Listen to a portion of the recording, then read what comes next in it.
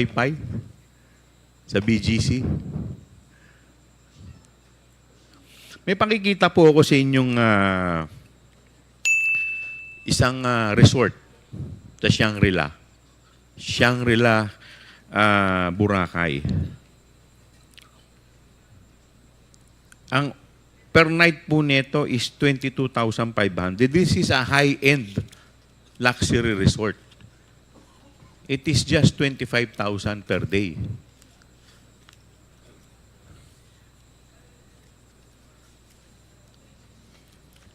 As compared po natin dito sa 1 million, bali magkano po lumalabas yung 1 million per day in 11 days? Magkano po ba yon sa 11 days, yung 1 million?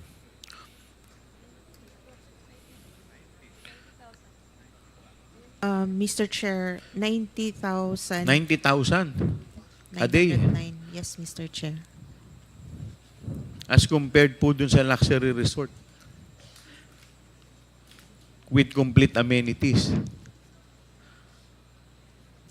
Much worse kung 4 days. Yung 1 million. 200. Magkakano po lumalabas yun in 4 days? 250, Mr. 250,000 per day. Hindi po ba kayo nagtaka kung bakit gano'ng kamahal? Wala Hindi po naman kayo nagtaka? kaming information kung gaano kalaki building po ba Wala siya, po kayong or- information kung gaano po kalaki yung building. Okay. May papakita pa rin po ako sa inyo. Yung mga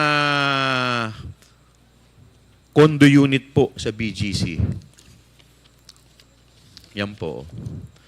90,000 per day.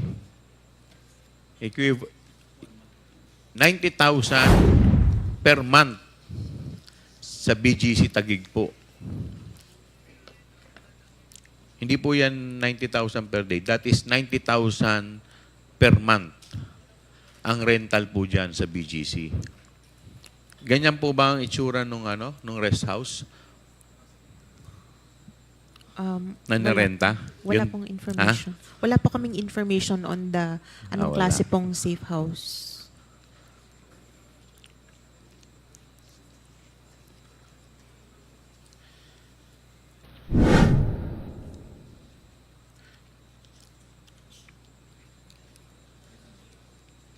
Alam po ninyo, medyo dapat nung tinitignan po ninyo, nagtaka na kayo sa laki po ng rentals in 11 days eh. 16 million, very glaring na po yun eh.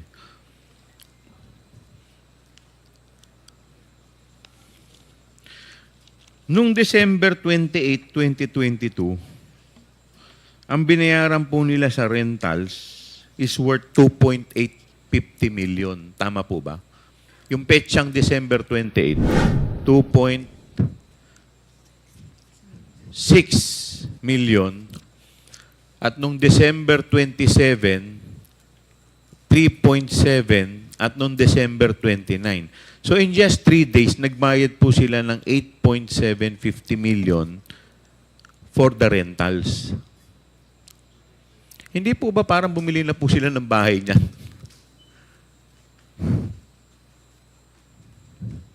Pwede. Tama Mr. po Chair, ba? hindi po allowed ang purchase ng Ayun, safe house. hindi allowed yung purchase. Since kailangan pong Yes. Hindi rin secret- allowed yung construction. Tama ba? Yes, Mr. Chair.